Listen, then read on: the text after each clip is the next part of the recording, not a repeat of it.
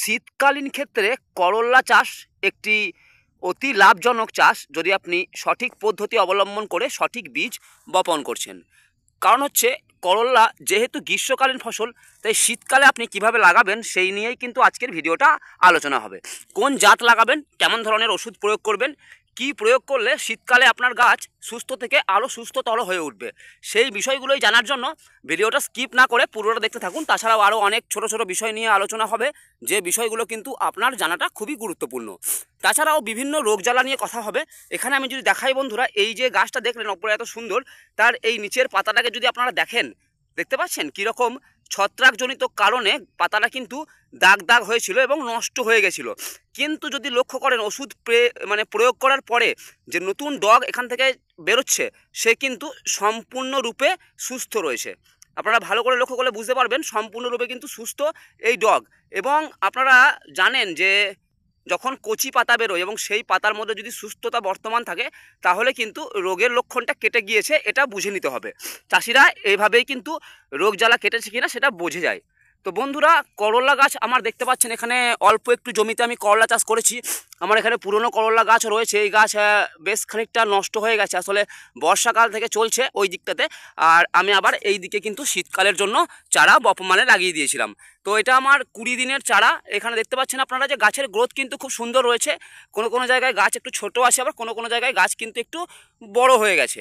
তো যে গাছগুলো বড় হয়ে গেছে সেগুলোর একটাই কারণ, সে গাছে কিন্তু মাটিটা সেখানকার খুব সুন্দর। আর প্রত্যেকটা গাছেই কিন্তু দেখতে পাচ্ছেন আপনারা রোগ কিন্তু লেগেছিল এবং রোগ কিন্তু আমি ছাড়িয়ে ফেলেছি বন্ধুরা। ডগের দিকের পাতায় যদি আপনারা দেখেন, তো রোগ কিন্তু আর কোনো পাতার মধ্যে একটুখানিও নেই। তাই আপনারাও আমি ভিডিওর শেষে যে পরিচর্যাগুলো দেখিয়েছি, সেই পরিচর্যাগুলো অবশ্যই করবেন, তাহলে কিন্তু আপনাদের গাছ এবং মাঠ সম্পূর্ণরূপে সুস্থ থাকবে। এখানে বন্ধুরা জল দেওয়ার পদ্ধতিটা আপনি যদি দেখেন, জল কিন্তু কখনোই বেশি দিয়ে দেবেন না। এই যে বেড আছে, এই বেডের অর্ধেক পর্যন্তই কিন্তু জল দেওয়া হয়েছে এবং বাকিটা কিন্তু এই পর্যন্ত জল দেওয়া হয়েছিল, এবং এখান থেকে জল কিন্তু আস্তে আস্তে ওপরের দিকে উঠে যাচ্ছে। তো এভাবেই আপনারাও চেষ্টা করবেন যে জলটাকে কম কম দিয়ে গাছটাকে সুস্থ রাখার। কারণ হচ্ছে জল বেশি দিলেই কিন্তু গাছ অসুস্থ হয়ে পড়বে, এটা একটা প্রধান বিষয়, যে জল বেশি দিলে হবে না। এখানে যদি দেখেন বন্ধুরা, এই ছোট্ট করলা গাছেও কিন্তু এই যে এখানে এই একটু ছোট্ট গাছ, এই সবে মাচায় উঠেছে, এবং মাচায় ওঠার আগে আগেই কিন্তু এখানে করলার ফল কিন্তু আপনারা দেখতে পাচ্ছেন। প্রত্যেক গাঁঠে গাঁঠে ফল হয় বন্ধুরা, এই কাবেরী 88। এখানে আপনারা দেখতে পাচ্ছেন এইটুকুনি গাছেই কিন্তু ফল আসছে। এবং আপনাদেরকে আরও একটা বিষয়, যেটা আমি আগেও ভিডিওতে বলেছি, যে এই যে নিচের দিকের পাতা, নিচের দিকের ডগ যত তাড়াতাড়ি সম্ভব হবে প্রুনিং করে দেবেন। প্রুনিং মানে হচ্ছে কেটে ফেলা। এই যে ডগগুলো এখান থেকে বেরোচ্ছে, ব্রাঞ্চ সাইডের ব্রাঞ্চ বেরোচ্ছে, এগুলো কিন্তু আপনাকে সমস্তটাই কেটে দিতে হবে। যতক্ষণ মাচাতে না গাছ উঠে যাচ্ছে, মাচা পর্যন্ত কিন্তু আপনাকে ডালগুলিকে কেটে রাখতে হবে। এখানে যদি দেখেন, আমি ওই যে গাছগুলো আপনারা দেখছেন না, নিচের দিকে কিন্তু কোনো ডগ নেই বন্ধুরা। নিচের দিকে কোনো ডগ নেই, তার একটাই কারণ, নিচের দিকে ডগ থাকলে কিন্তু ওপরের দিকে গাছ সেভাবে ছুটবে না। দেখতে পাচ্ছেন তো, এখানে কিন্তু গাছে ফলও চলে এসছে। তো এইরকম ভ্যারাইটি আপনি লাগালে কিন্তু অধিক মুনাফা করতে পারবেন। আজকের ডেটটা যদি আমি বলি, তো ঠান্ডা কিন্তু ভালোই পড়েছে। আমরা বর্ধমান থেকে ধরুন ভিডিও বানাচ্ছি, তো আমাদের এখানে ঠান্ডা কিন্তু যথেষ্ট ভালো, 12 ডিগ্রি 14 ডিগ্রির কাছে ঠান্ডা রয়েছে। তবুও কিন্তু আপনি যদি আমার গাছের গ্রোথ দেখেন, তাহলে বুঝতে পারবেন গাছ কিন্তু মাচার ছুঁই ছুঁই হয়ে গেছে। এখানে জাস্ট মাচা, আর এই যে এখানে গাছ, তো গাছ মাচা ছুঁই ছুঁই হয়ে গেছে। এবং প্রত্যেকটা গাছে আপনি যদি লক্ষ্য করেন, ছোট ছোট জালি আসছে, এবং এটা কিন্তু জালি এখনও দাঁড়ায়নি, এটা ফুল আছে, স্ত্রী ফুল। তো এই স্ত্রী ফুল কীভাবে আপনাদের গাছে বেশি আসবে, সেই নিয়েও কিন্তু আমি ভিডিওতে আলোচনা করেছি। এবং এই গোড়ার দিকের যে আপনারা ধসা গলা রোগগুলো দেখলেন, সেইগুলো নিয়েও কিন্তু আমি ভিডিও দিয়েছি। এখানে যদি বন্ধুরা আপনারা লক্ষ্য করেন, যে ছোট ছোট এক ধরনের ফুটি ফুটি দাগ আছে, দেখতে পাচ্ছেন? এখানে ভালো করে লক্ষ্য করুন, এখানে এক ধরনের ছোট ছোট দাগ আছে। কিন্তু এই দাগগুলো কিন্তু কী জন্যে হয় সেটা আপনাকে বুঝতে হবে। এই দাগগুলো কিন্তু ব্যাকটেরিয়া জনিত লক্ষণ। ব্যাকটেরিয়া, আপনি যদি ছোটোবেলা থেকে গাছে অ্যান্টিবায়োটিকের প্রয়োগ না করে থাকেন, তাহলে কিন্তু আপনার গাছে এই ধরনের রোগগুলো আসবে এবং আপনার গাছকে কিন্তু নষ্ট করে দেবে। আমি এখানে অ্যান্টিবায়োটিক হিসাবে কাসুকামাইসিনের ব্যবহার করেছি। আপনারা দেখুন, গাছের জাস্ট রূপ রং যদি আপনারা দেখেন, তাহলে বুঝতে পারবেন যে এই গাছ কত সুস্থ রয়েছে। এবং একটু যদি নিচের দিকে নেমে আসি আমি, তাহলেই আপনারা এখানে দেখতে পাবেন গাছ কিন্তু কতটা অসুস্থ ছিল। তো ভিডিওটার মাঝে আমি আলোচনা করেছি যে কিভাবে আপনারা সুন্দর ওই রকম করে ডালপালা বের করবেন একদম ছোটোবেলা থেকে গাছে এবং গাছটাকে সুস্থ রাখবেন, সেই বিষয়েই বলেছি। তো যে ওষুধগুলো দেখানো হয়েছে আপনারা একের পর এক স্টেপ বাই স্টেপ সেইগুলোকে ব্যবহার করবেন, তাহলে কিন্তু আপনাদের গাছও এইরকমভাবেই সুস্থ হয়ে উঠবে। দেখতে পাচ্ছেন গাছ কত সুন্দর সুস্থ, এবং এই সব গাছেও কিন্তু ফুল ফল আসছে। এবং শীতকালের দিনে দাঁড়িয়ে আপনি যদি বাজারে 40-50 কিলো করলা তুলতে পারেন একটা 5-10 কাঠা মাছ থেকে, তাহলেও কিন্তু আপনি অনেক বেশি মুনাফার সম্মুখীন হবেন। এখানে দেখতে পাচ্ছেন তো কোনো রকম কোনো শোষক পোকার আক্রমণ কিন্তু নেই। শীতকালের দিনে সাদামাছি তো হয় না, কিন্তু লাল মাকড়ের আক্রমণ হয়। আমি আগে গিয়ে একটা গাছে দেখাবো যেখানে আপনার থ্রিপসের আক্রমণ যথারীতি হয়েছে এবং গাছটার কিন্তু ক্ষতি হয়েছে। আমি ওষুধ সাজেস্ট করব আপনাকে, আপনাদেরও মাঠে যাদের এরকম হবে আপনারা কিন্তু অবশ্যই সেই ধরনের ওষুধগুলোকে প্রয়োগ করবেন। শীতকালের দিনে এই করল্লার চাষটা করতে গেলে আপনাকে আরও একটা যে বিষয় মাথায় রাখতে হবে, সেটা হচ্ছে লাল মাকড়ের সমস্যা হবে। কিন্তু লাল মাকড়কে আপনাকে আটকাতেই হবে, তা নইলে কিন্তু আপনার গাছের পাতা এই রকম সুস্থ থাকবে না। যখনই দেখবেন লাল মাকড়ের আক্রমণ হয়েছে পাতাগুলোর নিচের দিকে এইভাবে মুড়ে যাবে, বুঝতে পারছেন? পাতাগুলো ঠিক নিচের দিকে এইভাবে মুড়ে যাবে, একদম এটা গোলাকার বাটির মতো হয়ে যাবে পাতাগুলো। তখন আপনারা বুঝতে পারবেন যে এই গাছে কিন্তু মাকড়ের আক্রমণ রয়েছে। আর মাকড়ের আক্রমণের থেকে আটকাতে আমি যে ওষুধ নিয়ে ভিডিওর শেষের দিকে আলোচনা করেছি, সেই ওষুধেই কিন্তু আপনাদের সমস্ত সমস্যার সমাধান হয়ে যাবে। ভিডিওটা পুরোটা দেখতে থাকুন, সঙ্গে থাকুন। আর এই সময় করল্লার বীজ আপনারা যারা চাইছেন, শসার বীজ আপনারা যারা চাইছেন উচ্চ ফলনশীল জাতের, ওনাদের বলবো আপনারা আমাদের স্ক্রিনে দেওয়া হোয়াটসঅ্যাপ নাম্বারে অবশ্যই যোগাযোগ করতে ভুলবেন না। এবং আমাদের কাছ থেকে বীজ সংগ্রহ করলে আমরা কিন্তু আপনার ট্রিটমেন্টের সম্পূর্ণ দায়িত্ব নেব। আপনার যত প্রবলেম হবে, যে পরিচর্যাগুলো আপনার করা দরকার, ধরুন এইরকম যে গাছ হয়ে যাচ্ছে, করলা গাছের ক্ষেত্রে এরকম একটা সমস্যা, বিরাট সমস্যা কিন্তু দেখতে পাচ্ছেন। এই যে গাছ এরকম পাতাগুলো মুড়ে মুড়ে গেছে, এটা কিন্তু থ্রিপসের জন্য হচ্ছে বন্ধুরা। থ্রিপসের জন্য ওষুধ আমি প্রয়োগ করেছি, কি প্রয়োগ করেছি সেটা কিন্তু দেখাবো। এবং এই গাছ কিন্তু বন্ধুরা 3 থেকে 4 দিনের মধ্যে সুস্থ হয়ে যাবে। জল কখনোই টান করবেন না, জমিতে জলের যেন টান না হয় এটা খেয়াল রাখতে হবে। জমিকে সবসময় ভেজা ভেজা স্যাঁতস্যাঁতে ভাব রাখতে হবে, তাহলেই কিন্তু বন্ধুরা আপনি সফলভাবে এই শীতকালের দিনে করল্লার চাষটাকে করতে পারবেন। এখানে আমার পুরনো গাছগুলো আরও কিছুদিন চলবে এবং তার পরবর্তীতে আমি কিন্তু এই করলা গাছগুলোকে আবার মাচায় উঠিয়ে নিয়ে এই গাছগুলো থেকে ফলন নেব। তো আপনারাও স্টেপ বাই স্টেপে চাষটা করতে পারেন আমাদের সঙ্গে, আমরা কিন্তু আপনাকে সকল প্রকার সাহায্য করব। শীতকালের দিনে করল্লার যে এই যে বৃদ্ধিটা, এই সুন্দর বৃদ্ধিটাকে বজায় রাখার জন্য আপনাকে মাটির মধ্যে যে অনুখাদ্যটা ব্যবহার করতে হবে সেটা হচ্ছে সামুদ্রিক শৈবালের দানা। সামুদ্রিক শৈবালের দানা কিন্তু আপনাকে মাটির মধ্যে ব্যবহার করতে হবে। এবং এই যে আপনি আমাদের বেডগুলো দেখতে পাচ্ছেন না, বেডের মধ্যে কিন্তু ঘাস বা ওই ধরনের কিছু নেই। এই যে এখানে আগাছাগুলো দেখতে পাচ্ছেন, এই আগাছাগুলো শুকিয়ে নিয়ে বেডের ওপরে মালচিংয়ের মতো করে দেওয়া আছে। এখানে দিলে কি হবে, জলটা কিন্তু সহজে শুকাবে না। আর এখানে দেখতে পাচ্ছেন আমরা শসা করলা একসঙ্গে লাগিয়েছি, কিন্তু শসা গাছের গ্রোথ সেভাবে হচ্ছে না, কারণ হচ্ছে জলের অভাব ছিল। যেহেতু করলা গাছে অ্যান্টিবায়োটিক স্প্রে করেছিলাম, সেই জন্য জল আমি শসা গাছে দিতে পারিনি, এই গাছে দিতে পারিনি, সেই জন্য কিন্তু একটু সমস্যা হচ্ছে। তো আপনারা শসা করলা একসঙ্গে চাষ করার কথা ভাববেন না। শসা করলা একসঙ্গে চাষ করতে গেলে আপনাদের অনেক সমস্যার সম্মুখীন হতে হবে যদি এই মুহূর্তে করেন। হাইব্রিড করলার সাথে আপনারা শসা চাষ করবেন না, তাহলে কিন্তু আপনাদের অনেক সমস্যা হতে পারে বন্ধুরা।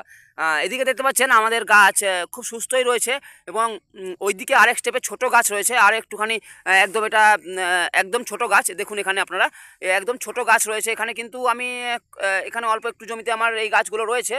আর আপনার মাচা রেডি আছে, এখানে আমার এটা ফাঁকা ছিল মাঠটা, আমি এটা তৈরি করে এখানে লাগিয়েছি। দেখতে পাচ্ছেন আপনারা ছোট গাছ আছে এইদিকে এখনও, আর এইদিকে গাছগুলো কিন্তু একটু বড় হয়েছে। স্টেপ বাই স্টেপ এখানে লাগানো আছে, কারণ হচ্ছে বিভিন্ন ওয়েদারে কেমন কি রোগ লাগছে, কেমন গাছের বৃদ্ধি হচ্ছে সেই দেখানোর জন্যই কিন্তু আমার এই প্রচেষ্টা। তো আপনারা আমাদের চ্যানেলটা সাবস্ক্রাইব করে সঙ্গে থাকবেন, নতুন হয়ে থাকলে সাবস্ক্রাইব করবেন, আর যারা পুরনো রয়েছেন তারা কিন্তু অবশ্যই ভিডিওটা লাইক করবেন।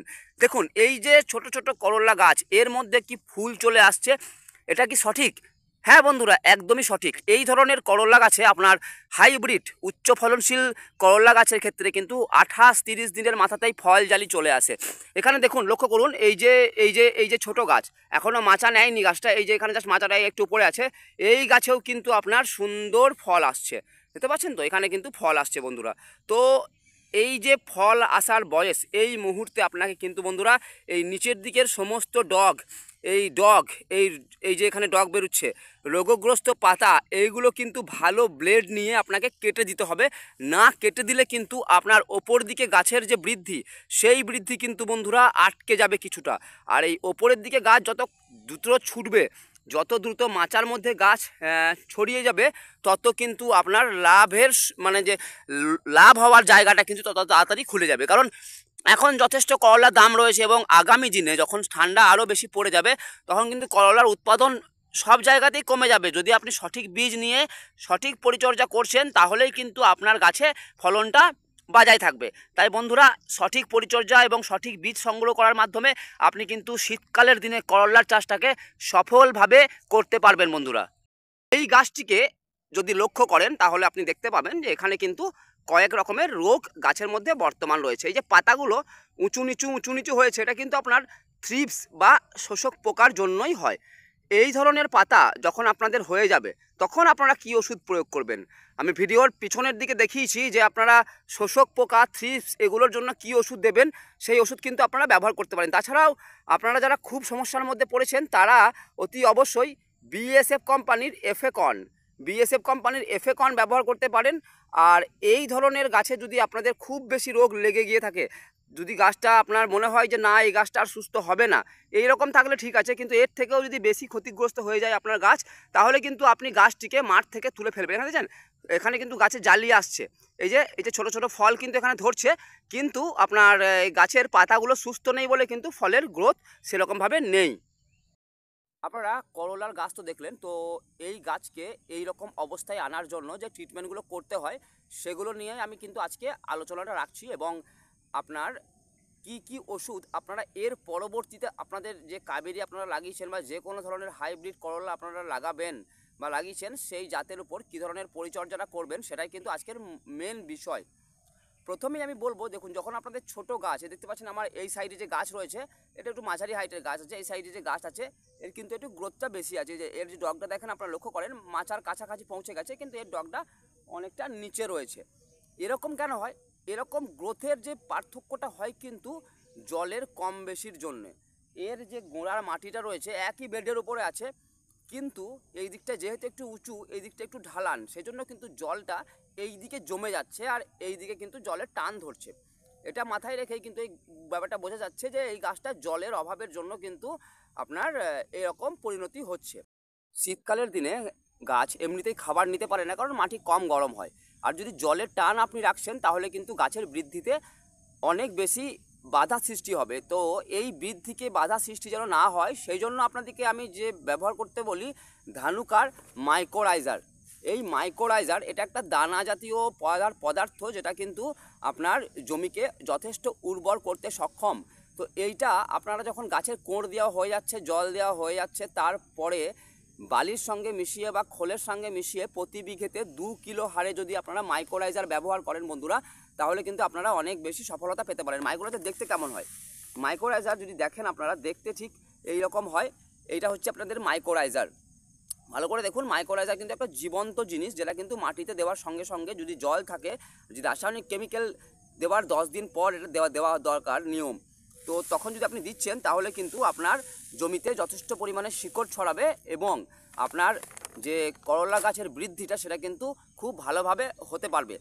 তাছাড়াও আপনারা এই যে ভিটামিনটার কথা আমি বলি, ম্যাক্সিল্ড, জিব্রালিক অ্যাসিডযুক্ত একটা ভিটামিন ম্যাক্সিল্ড, এই ম্যাক্সিল্ড কিন্তু বন্ধুরা আপনাদের জমিতে স্প্রে করলে শিকড়ের বৃদ্ধি কিন্তু অনিবার্য। শিকড়ের বৃদ্ধি কিন্তু প্রচুরভাবে হবে এবং শিকড়ের বৃদ্ধি হওয়ার সাথে সাথে কিন্তু ডালপালারও বৃদ্ধি হবে। একটা কথা মনে রাখবেন, শিকড় বাড়লে গাছের ডালপালা বাড়বে, গাছ কিন্তু সুন্দরভাবে ছড়াবে। এখানে এই গাছটা লক্ষ্য করুন, আমি জিব্রালিক দেবে রেখেছি, এর নতুন দেওয়া হয়েছে। দেখুন, এর মধ্যে ফুলও চলে আসছে।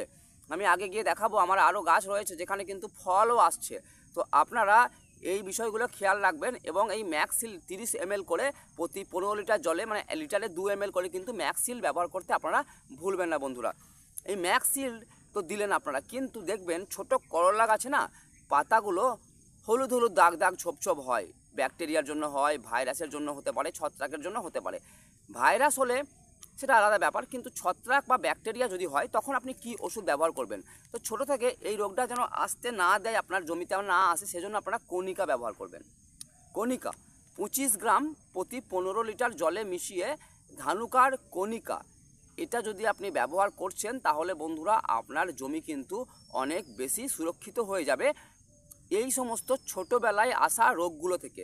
এর মধ্যে কপার এবং কাসুকামাইসিন রয়েছে, এই দুটোর মিশ্রণ কিন্তু আপনার গাছকে সুরক্ষিত রাখতে অনেক বেশি কার্যকরী হবে। এবং এই কণিকা আপনারা ড্রিঞ্চিং করতে পারেন, একদম ছোটোবেলা থেকে গাছের গোড়ায় দিতে পারেন এবং বড়োবেলাতেও গিয়ে ফুল ফল আসার আগে পর্যন্ত কিন্তু আপনারা এই কণিকার স্প্রে নিতে পারেন। এর থেকে কিন্তু আপনারা অনেক বেশি মুনাফা পাবেন। ধানুকার কণিকা 25 গ্রাম প্রত্যেক 15 লিটার জলে কিন্তু আপনারা ব্যবহার করবেন সবথেকে ভালো রেজাল্ট পাওয়ার জন্য, এবং জমিতে স্যাঁতস্যাঁতে ভাব রাখবেন এর রেজাল্ট ভালো পাওয়ার জন্য।